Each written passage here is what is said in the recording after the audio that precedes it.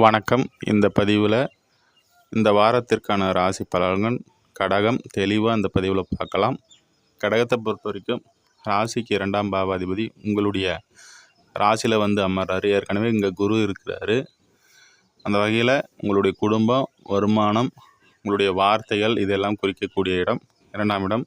குருவுடன் உங்களுடைய ராசியிலே இப்போ இணைகிறதுனால உங்களுடைய வாக்கு பலிதம் இப்போது நல்லா இருக்கும். அதே போல் நீங்கள் கொடுத்த வார்த்தையை இப்போ காப்பாற்றுவீங்க.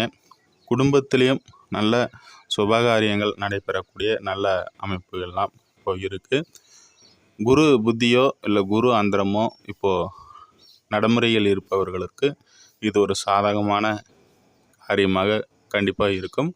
அரசியல் துறைகளில் நல்ல ஒரு பேர் கிடைக்கக்கூடிய ஒரு நல்ல அமைப்பெல்லாம் இப்போது இருக்குது. குடும்பத்திற்கு தேவையான அனைத்து விஷயங்களையும் இப்போ கவனிப்பீங்க. அடுத்ததாக உங்களுடைய ராசிக்கு 2ஆம் இடத்துல சுக்கிரன் அமர்ந்திருக்கிறாரு.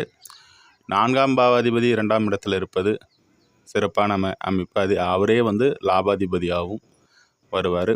அதனால் குடும்பம் அமைப்புகள்லாம் இப்போ நல்லா இருக்கும். குடும்பத்திற்கு தேவையான விஷயங்கள்லாம் பார்த்து செய்வீங்க. அடுத்ததாக உங்களுடைய பாக்கியஸ்தானத்தில் இருக்க சனி வக்ரமாக இருக்கிறாரு. அந்த வக்ரமான சனியை இப்போது இந்த வாரத்தில் தான் அவர் வக்ர அமைப்பை பெறுவார். அந்த வகையில் வக்ரமாகக்கூடிய அந்த சனி பகவானை உங்களுடைய ராசியில் இருக்கக்கூடிய குரு பகவான் பார்வை செய்கிறாரு.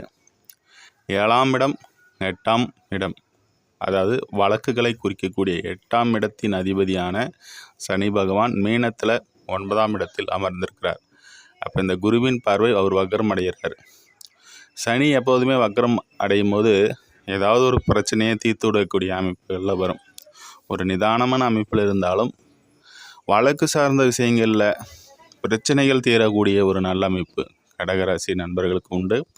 அதே போல் தம்பதிகளுக்கு இடையில் இருந்த வந்த கருத்து வேறுபாடுகள், அதே போல் உங்களுடைய கூட்டாளிகள் மூலியமாக இருந்த கருத்து வேறுபாடுகள் அனைத்தும் விலகி நன்மைகள் ஏற்படக்கூடிய ஒரு நல்ல வாரமாக கடகராசி நண்பர்களுக்கு அனைவருக்குமே அமைகிறது.